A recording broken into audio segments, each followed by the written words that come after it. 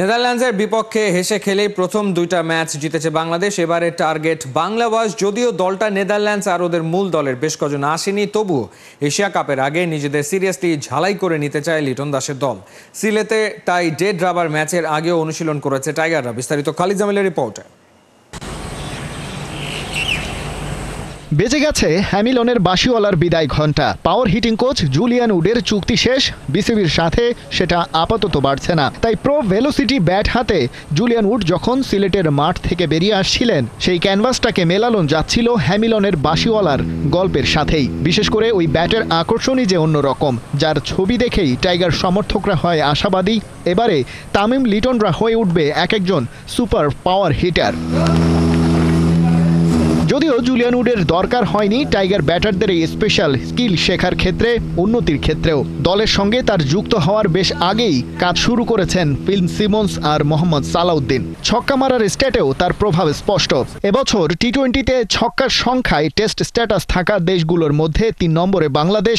14 ম্যাচে টাইগারদের 109 ছক্কা। ওয়েস্ট ইন্ডিজ আর পাকিস্তান দুদলেরই সমান 130টা করে। নেদারল্যান্ডসের বিপক্ষেও ছক্কার বৃষ্টি নামিয়েছে টাইগাররা, আর সিরিজটাও জিতে নিয়েছে হেসে খেলেই। লাস্ট ম্যাচটা কি তবে একেবারেই dead rubber? Tanzid Tamim second match শেষে ছিলেন দলের বার্তাবাহক।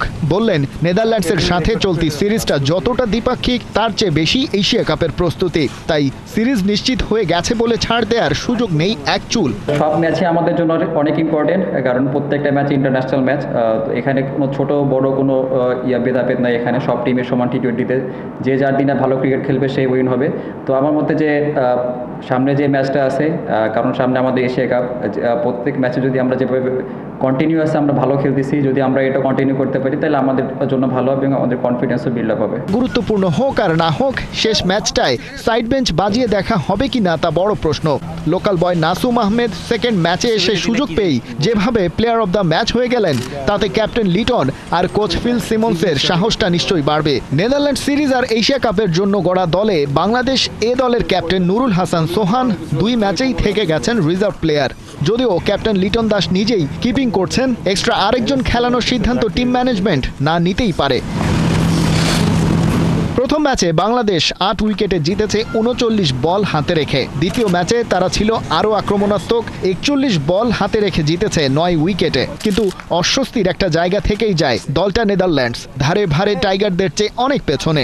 এশিয়া কাপের লড়াইয়ে যারা প্রতিপক্ষ, তাদের চেয়ে খানিকটা হলেও প্রস্তুতিতে পিছিয়ে থাকলো কি বাংলাদেশ?